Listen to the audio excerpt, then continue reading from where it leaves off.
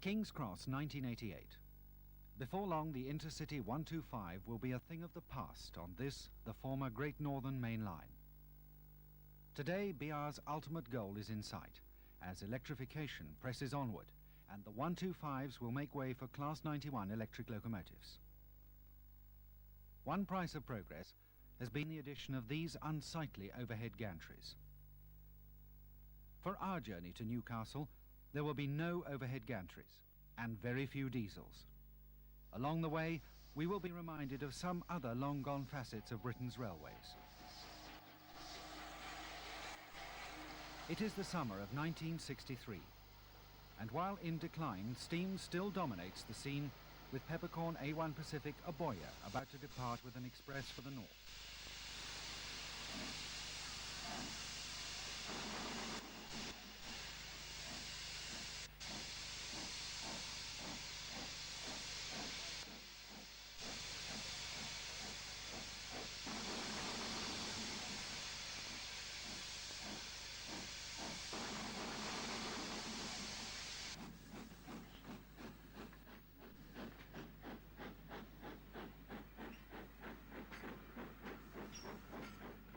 We move ahead of Aboya to Huntingdon North.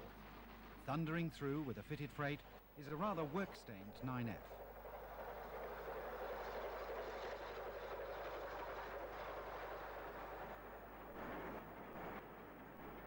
With the passing of the years, much has changed, both in essence and in detail.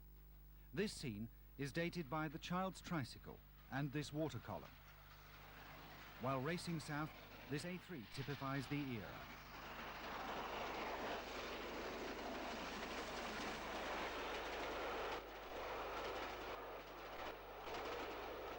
Gresley's V2s were often known as the engines which won the war. This one, St. Peter's School, York, was one of only 8 locomotives in the class to bear a name.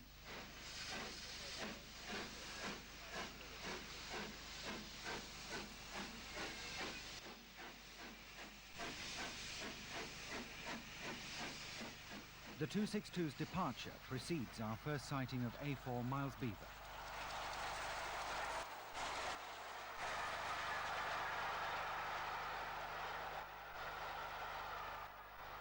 Excitement is created for some young enthusiasts a short way north at Abbots Ripton with the appearance of 60032 Gannet.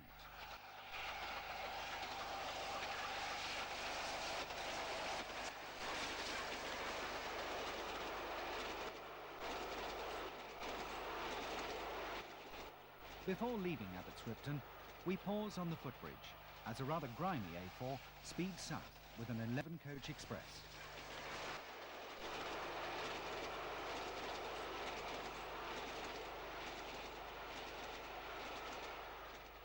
Peterborough was a major junction where the Great Northern met the Great Eastern and Midland Railways. Severe speed restrictions on the main lines through the station provided an ideal vantage point for photographers. A1 Pacific Sea Eagle enters the stage.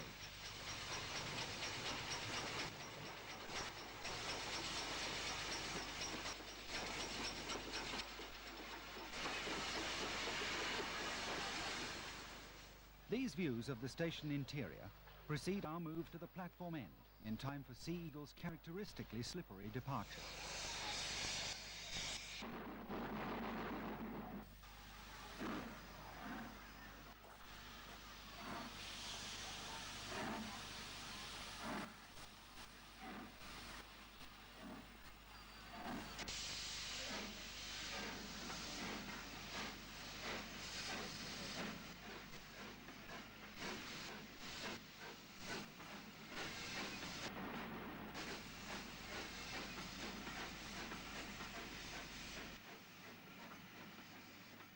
Engine changes were regularly performed at Peterborough. Our next view shows 60040 Cameronian, having been detached from her train.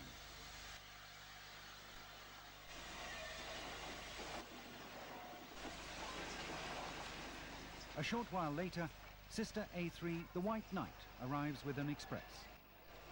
This stopover allows us a chance to recall this class in typical final BR condition.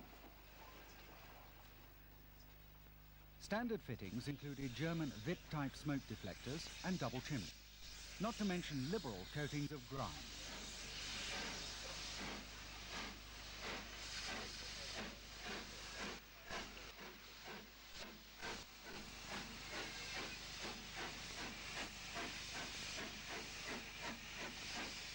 The crowning highlight of any East Coast visit was an appearance by the even then world-famous A4 Mallard.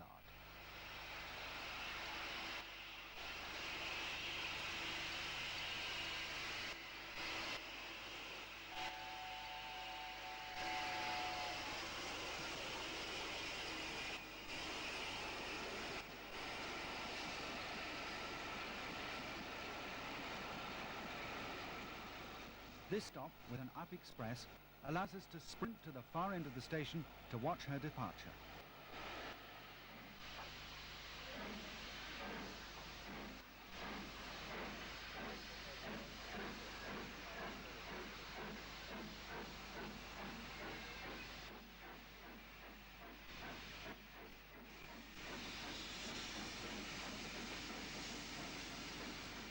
Before long, Union of South Africa would work the very last return trip of an A4 from London to Newcastle.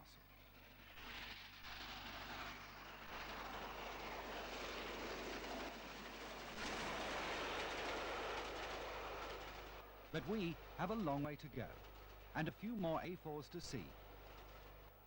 Our journey continues from the place where much East Coast mainline history was made, the cab of the immortal Flying Scotsman. Grantham was once the scene of many engine changes, while other trains passed at high speed.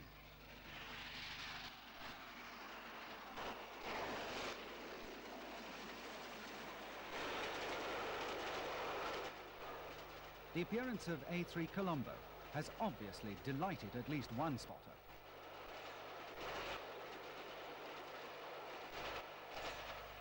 Grantham Shed Yard and B1s abound. It is not hard to understand why, in the 1960s, locations like this held such a fascination for enthusiasts, access being gained by fair means or foul.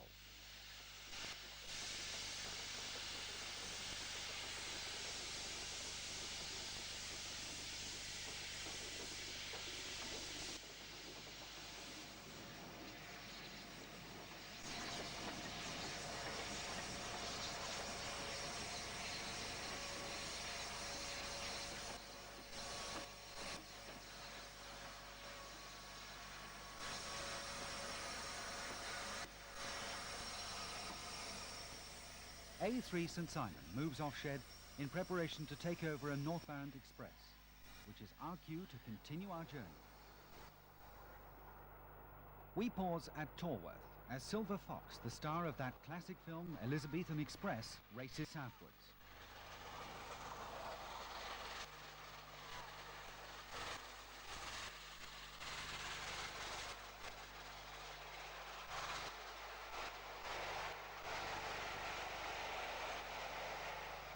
Our journey north continues with an arrival at Leeds, which was a major source of traffic for the Great Northern Main Line.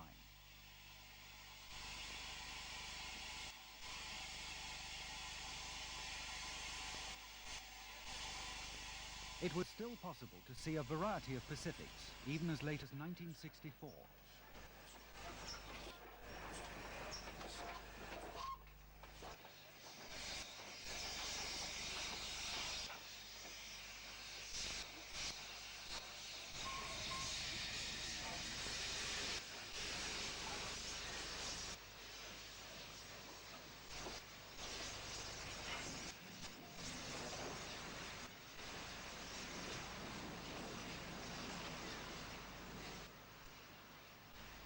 As Scottish Union moves off to the Shed, we are reminded that there was more to see than just the work of Gresley and Peppercorn.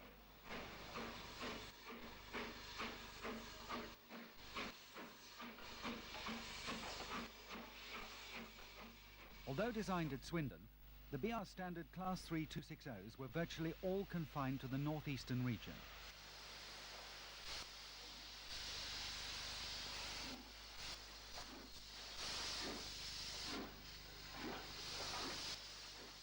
77002 draws out empty coaching stock. Note that this B1 is providing assistance.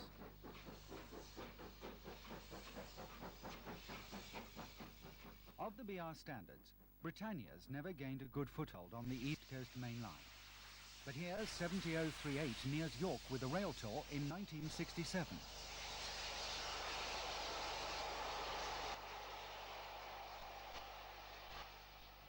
York still ranks as one of Britain's classic stations and has fascinated enthusiasts for many generations. From our rooftop viewpoint, we're able to watch this V2 departing for Scarborough.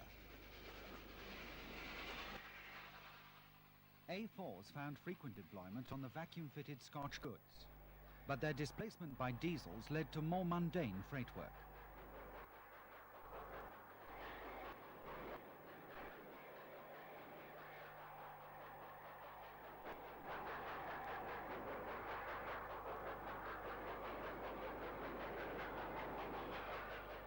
A continuous procession of trains through York provided a wide variety of locomotive types.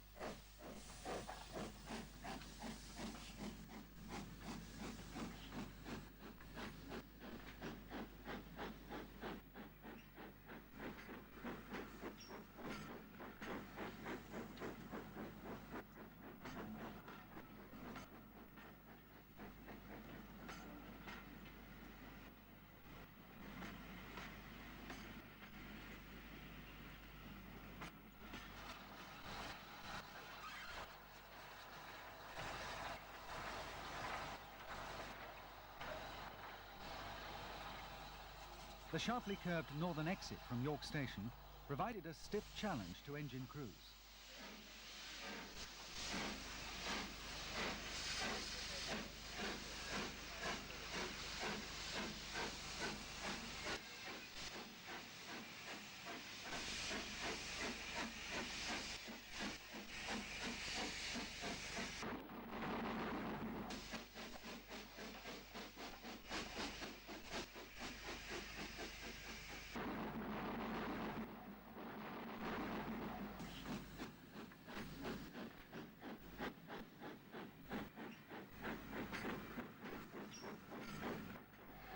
Miles Beaver once again.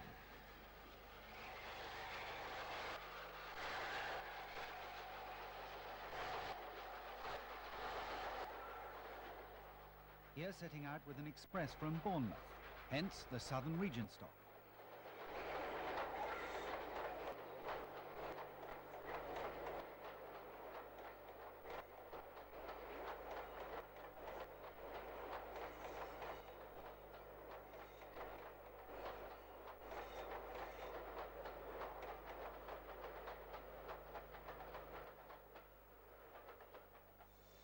A visit to York Shed finds A1 Pacific Kenilworth and her crew preparing the engine for their next turn of duty. In spite of its relatively modern design, a locomotive of this size would still need around an hour of preparation by driver and fireman before moving off shed.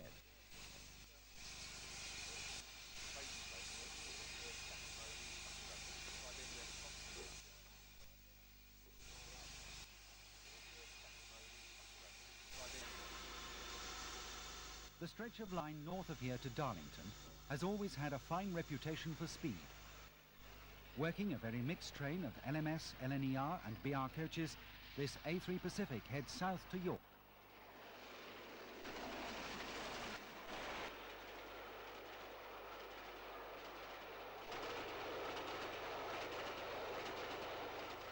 Newcastle, summer 1965, and an unusually clean survivor, A3 Prince Palatine.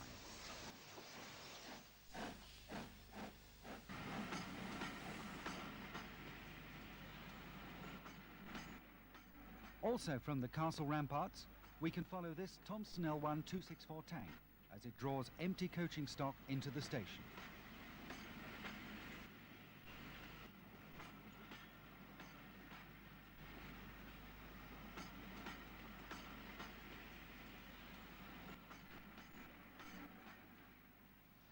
A1 Bongrace heads over the complex junction bound for Gateshead Shed.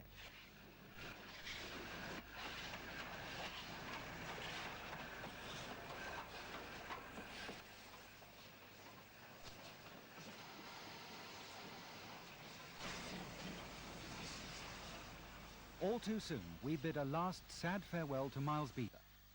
In 1967, she was cannibalized to provide parts for use in the restoration of Sister A4, Sir Nigel Gresley. The release of this program coincided with the 50th birthday of the latter locomotive, running today with her original number 4498. Another anniversary recently celebrated was the opening of the world's first Great Trunk Railway, the London and Birmingham. As chronicled in this publication, the route remains while the name itself faded, merging in time to form part of the giant London Midland and Scottish Railway.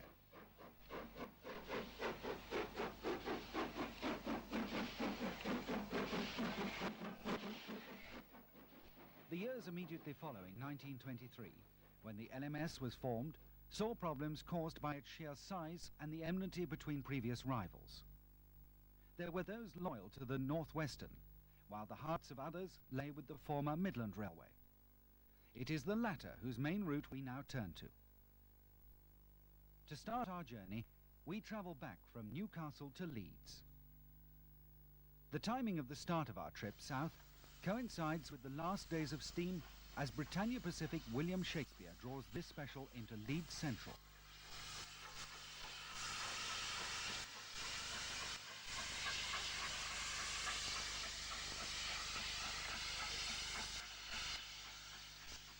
Comfortingly familiar, yet somehow alien here in BR livery, the now preserved Jubilee Coliper takes over the working.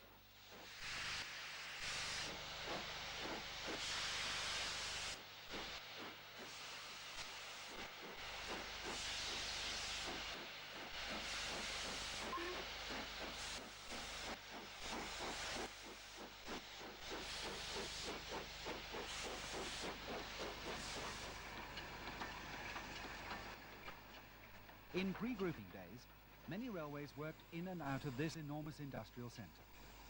The Midland Railway main line, which we are to focus our attention on, was very much the alternative route to London. As 70004 drifts away to her place in the history books, we move to Derby, in every sense the hub of the Midland Railway. But far from its native territory is a merchant navy, also on rail tour duty. It is March 1964, and Royal Mail will soon set off, heading for the line to Bristol.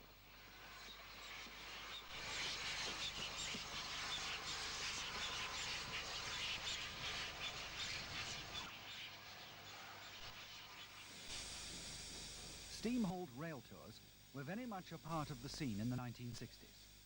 The provision of unusual motive power, such as this, could hardly fail to draw attention.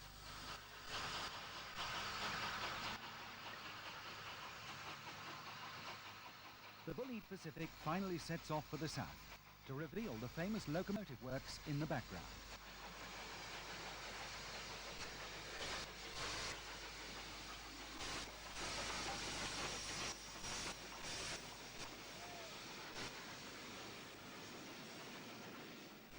Other interlopers were locomotives of LNER design, like this B1 here heading a holiday extra.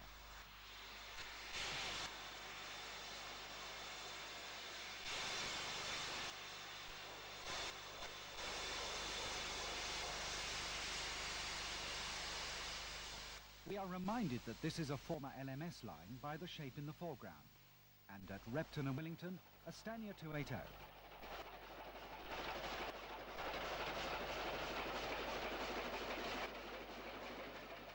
While his Black Fives often worked express passenger trains.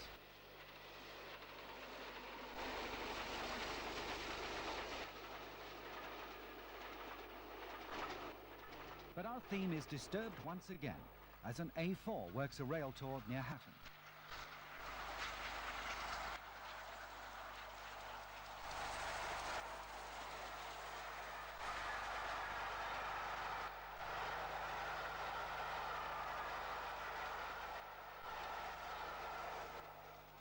It would seem a diversion is called for, so we leave the main line to travel further south to Barnt Green. Here, a local enters behind an Iver 260.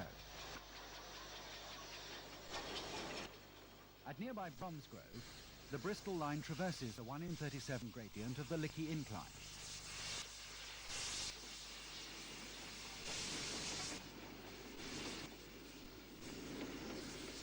This favourite photographic spot at Pike's Pool reveals Birmingham-bound Standard Class 5 73028.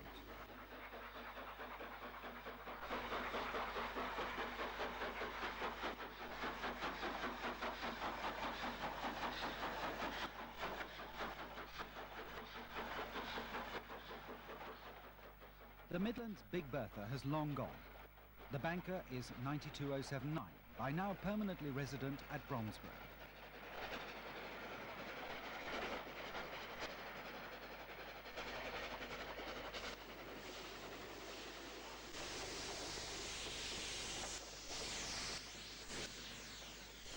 Jubilee Seychelles is soon to be passed by a Black 5 making light work of a 5-coach semi-fast.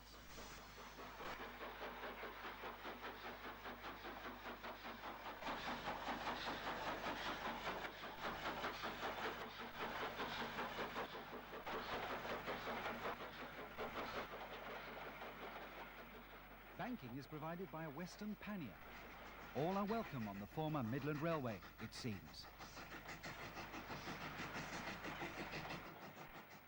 We pause for a final view of the 9F. Now we must curtail our visit and return to Derby to continue our journey to London. The proximity of the engine shed and locomotive works created many impressive engine movements in the station area.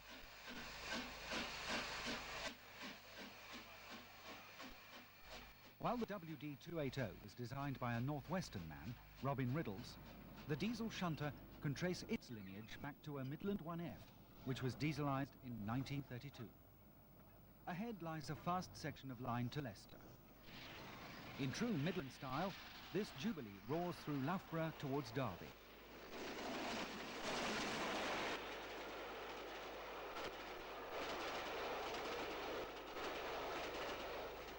While a Hughes Crab heads south on the goods line.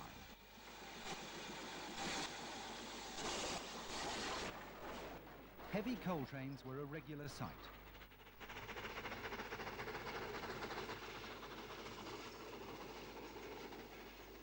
Leicester, London Road Station.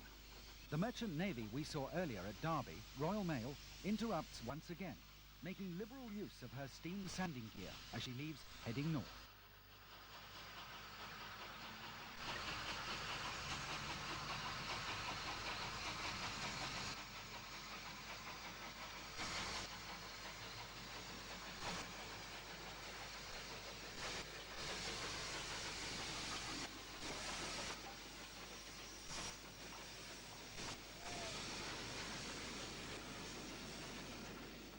Almost brand new and probably on test, this Peak Type 4 breaks for the station with the local from Derby.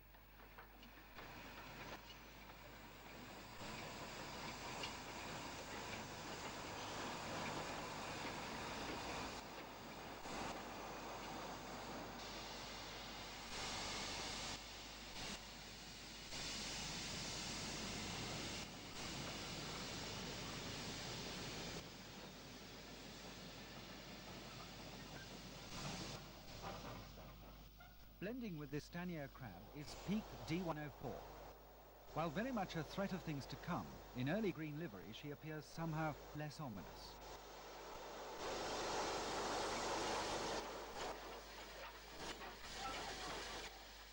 Also shunting in the approaches to Leicester Midland Shed is this 4F060, while another London-bound coal train approaches behind the Stanier Class 8 280.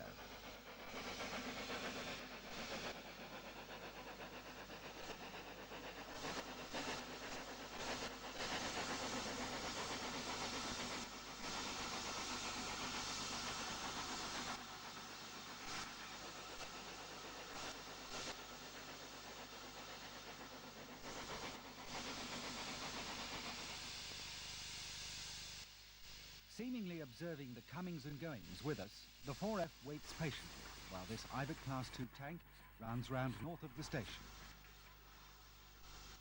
Her next task is to work this local service for Stamford.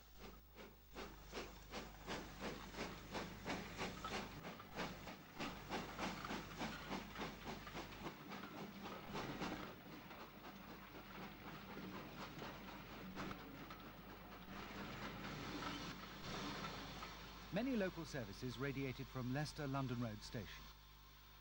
This Derby-designed standard Class 2 tank was fitted with equipment for working push-pull trains on local branches.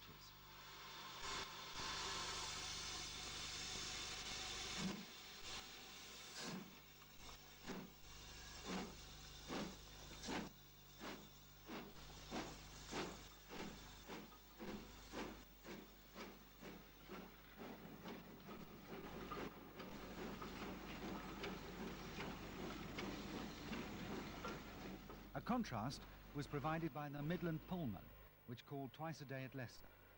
These units, subsequently to be found on the Western region, were in many ways the forerunner of today's HSTs. But that is all for the future. We move to the cutting south of London Road, as Jubilee St Helena coasts through with a fitted freight.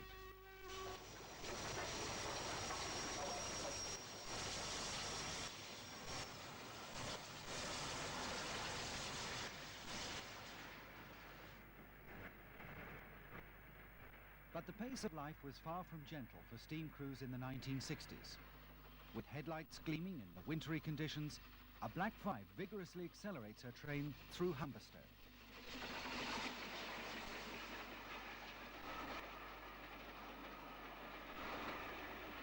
While a 9F heads a very mixed freight on the up goods line.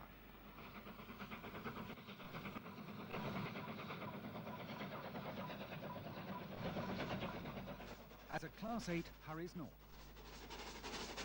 While we are in the Leicester area, one diversion is irresistible. Our reward, a scene of almost pure Midland Railway antiquity.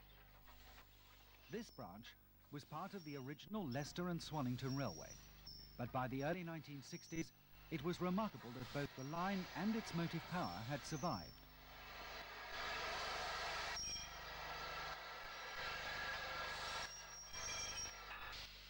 Our crossing scene was filmed near Desford during the summer of 1963, the last year of service for this Midland 2F from Colville Shed.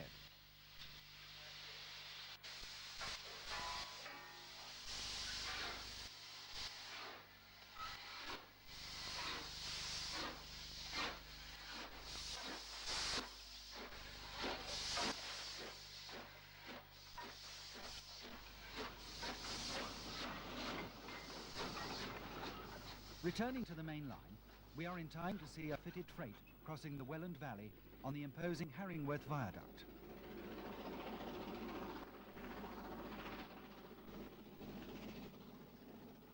A summer Saturday at Ketton and Collie Weston finds a return seaside special headed by this standard Caprotti 5.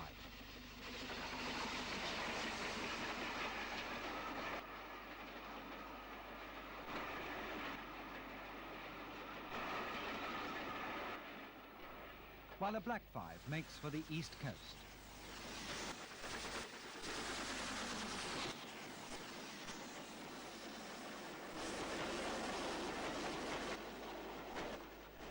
The line from Melton Mowbray to Peterborough retained much of its Midland Railway flavour until its closure.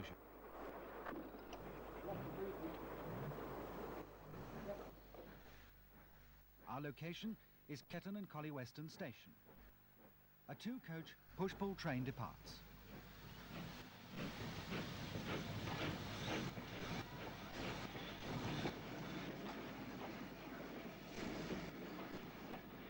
Motive power provided by the Ivor 262 tank seen earlier at Leicester.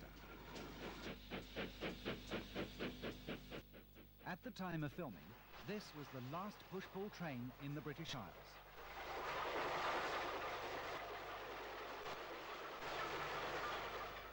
Wakeley and Barradon on the Market Harbour to Peterborough line saw processions of extras for the East Coast.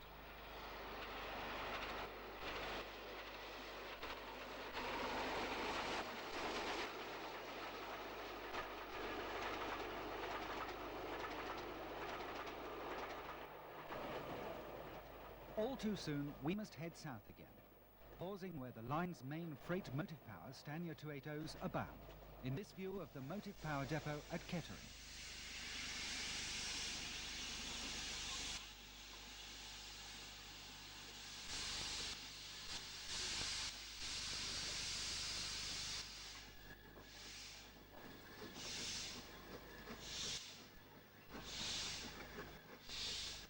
finally, St Pancras, the end of the Midland Main Line with its imposing Gothic hotel, opened in 1873. The station itself was opened in 1868 and was built on the site of a notorious London slum. It is particularly famed for its overall route. We take a last look at the Midland Main Line with the somewhat unusual combination of a Fairburn 264 tank and Stanier Black 5 arriving with a special train from Stoke.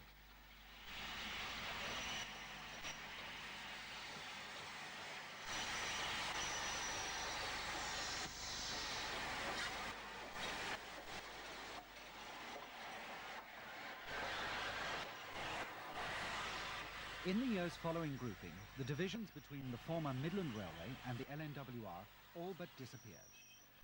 The same could not be said for the men of another of the Midland's former deadly rivals. As is well chronicled in this publication, the old Great Central spirit lived on, even after February 1958, when the London Midland region of BR assumed control of it from the Eastern region. However, the rationalisation that took place after the LM took over led to the closure of the former GCR main line in 1966.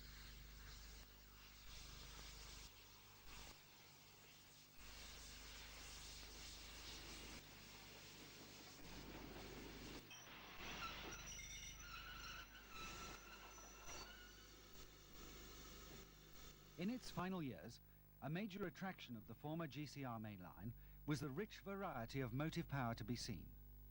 Richard Willis is above all a great central man, and his filming provides a very special record of that era. Not far away from St Pancras is our start point. This, the last terminus station to be built in London.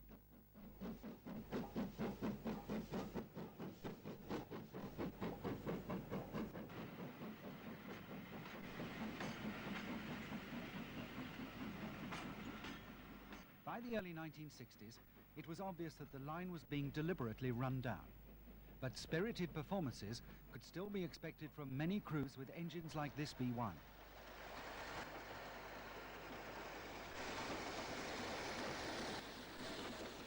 Also at Charwelton, a Royal Scot.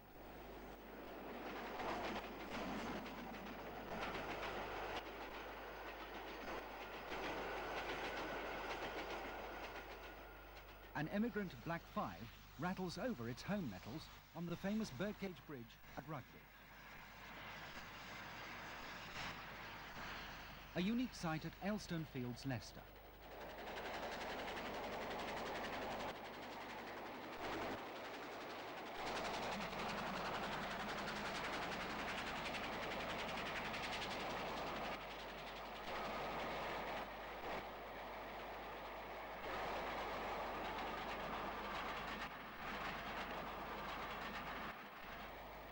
This was the only occasion when a Stanier Pacific worked over the former Great Central main line. After the takeover by the London Midland region, Black 5 and Royal Scot 460s replaced the line's native locomotives.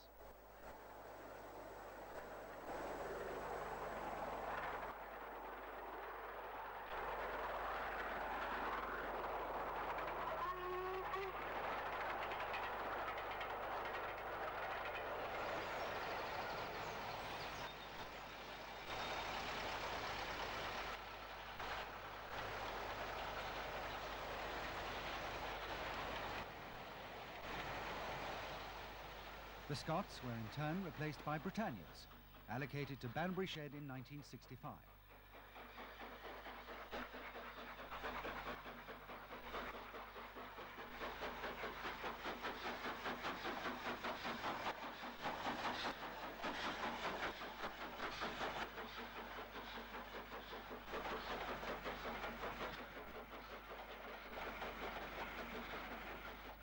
Unusual classes began to appear on rail tours.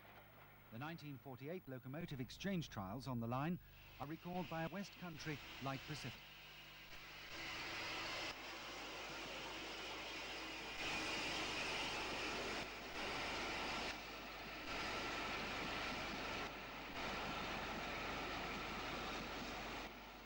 The former Great Western were represented in the exchange trials by Hall Class 460s. But on this occasion, it is the much-travelled Clun Castle that found her way onto the GC.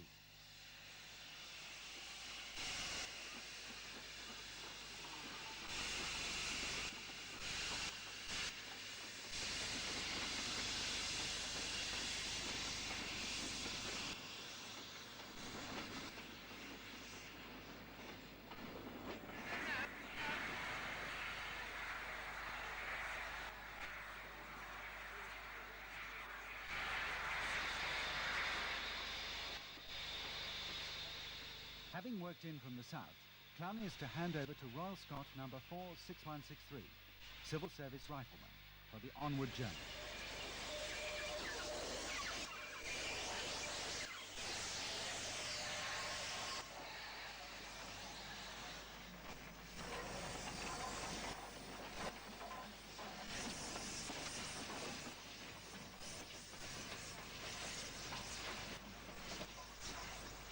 Rail tours such as this were run extensively in the early and mid-1960s, anticipating the demise of both the Great Central and indeed steam traction itself.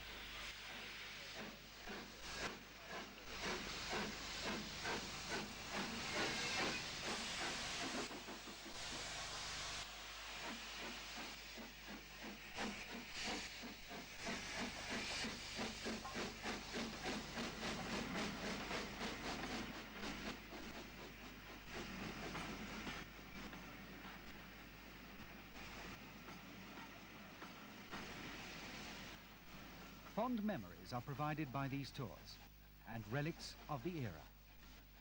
We remain at Leicester Central, and can see that it was a large version of the company's standard island platform station. Its spacious air can be judged as we watch this Scot glide to a halt with an up express.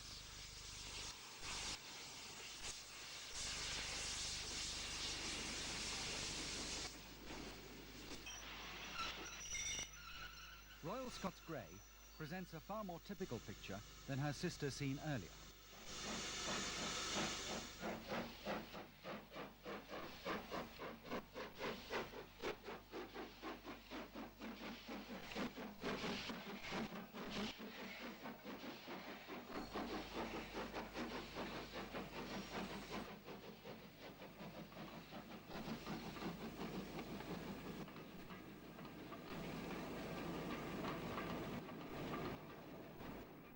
By 1964, the once common LNER V2s were becoming rare.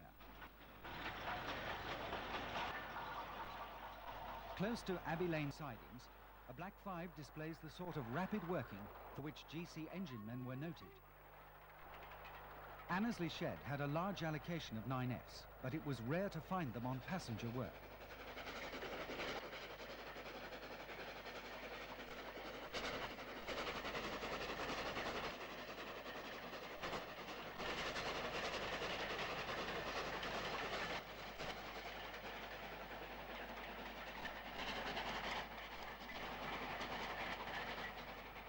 The 210's main duties were the Annesley Woodford Cutters, probably the fastest loose-coupled freight service in the land.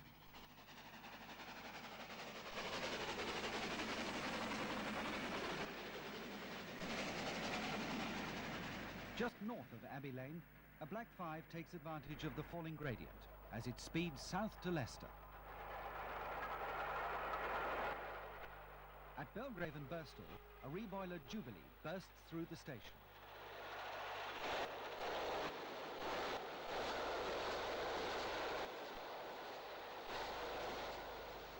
The signalman pulls off for the arrival of a local service.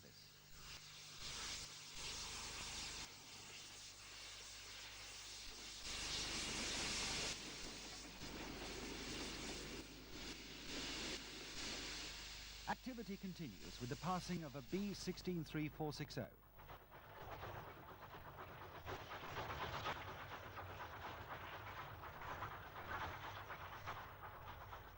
The next stopping train is worked by a less than steam-tight Iver 260, calling with an up local.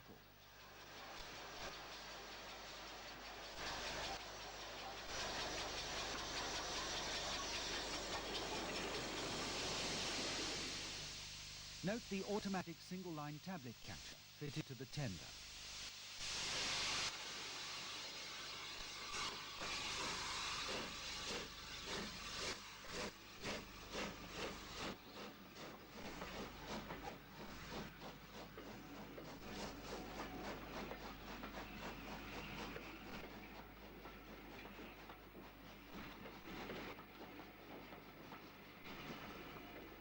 Next, our only double header in this GCR film record. 2 Class 5s worked 15 coaches northwards.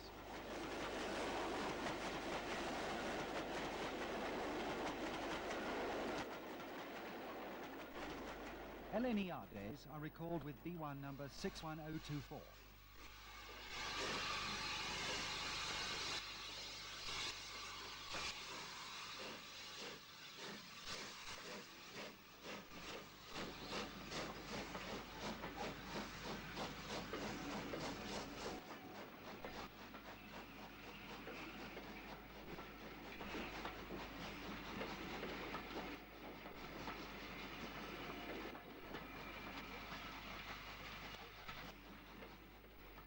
By this time, B1s were being rapidly displaced by Stanier Class 5s. BR Standard 5s were less common on the former GC.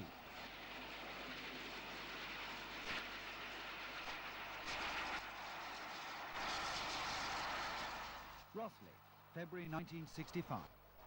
And by now, much of the line's traffic is in the hands of Black 5s.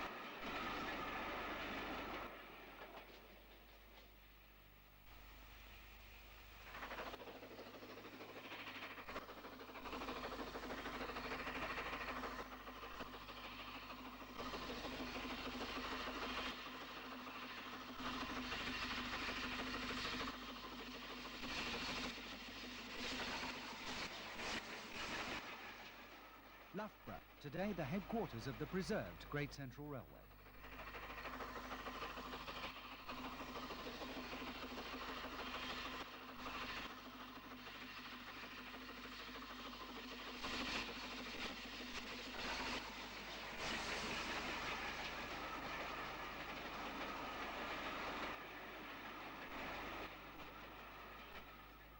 It is rewarding to know that visitors to Loughborough can still experience the essence of this sequence.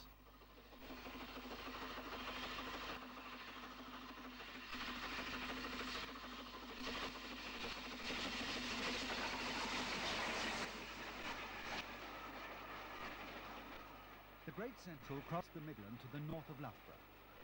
Back in the mists of time, express services could be seen at speed approaching the former.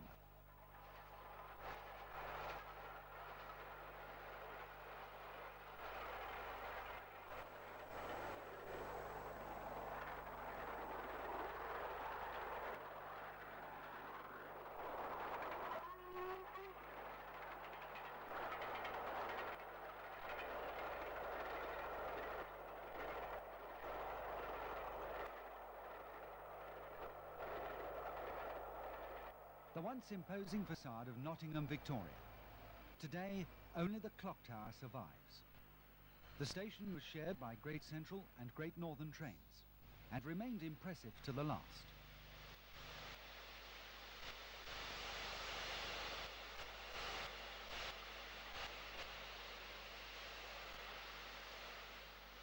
Just as the station is a thing of the past, Black 5 number 45385 met her end at Cashmore's in May 1967.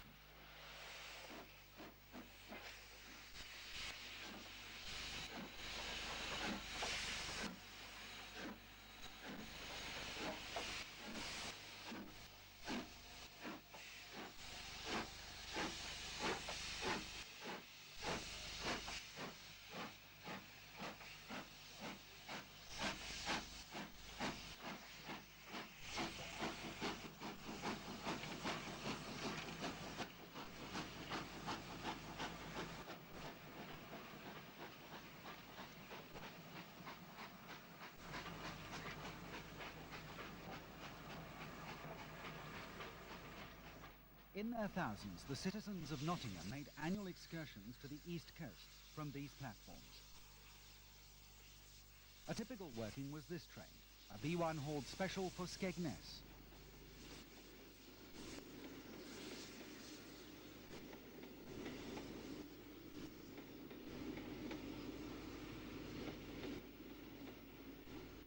Even in the 60s, there was from time to time plenty of hustle and bustle at Nottingham.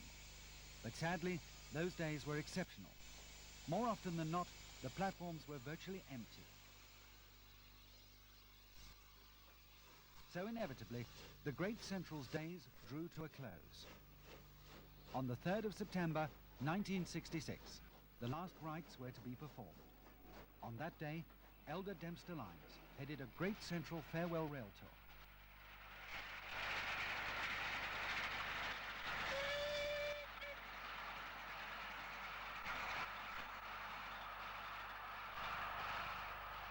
Seen here, passing the brushworks at Loughborough.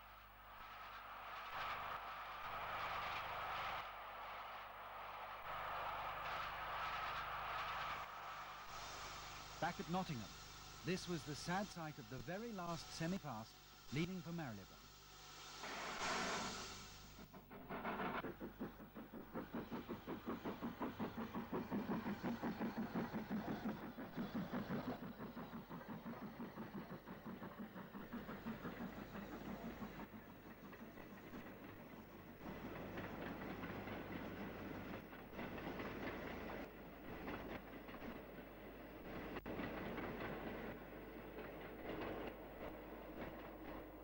Within months, the bulldozers were at work, as the station was demolished to make way for a shopping precinct.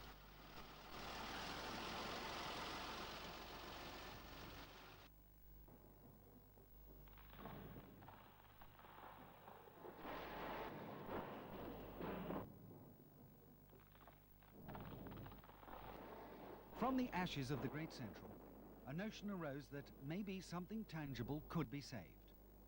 Richard Willis headed the original mainline preservation group, whose aim was to preserve the section of line from Leicester to Nottingham.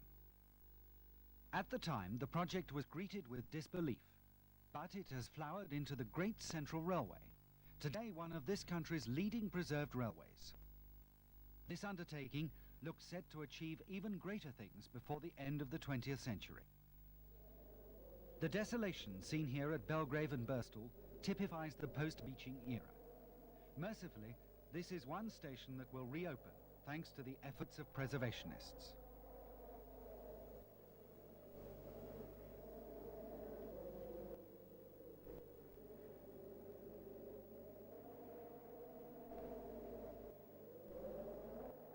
There was something very special about our railways in the early 1960s. The surroundings may not have been clean and tidy, but they had a certain aura, and steam abounded.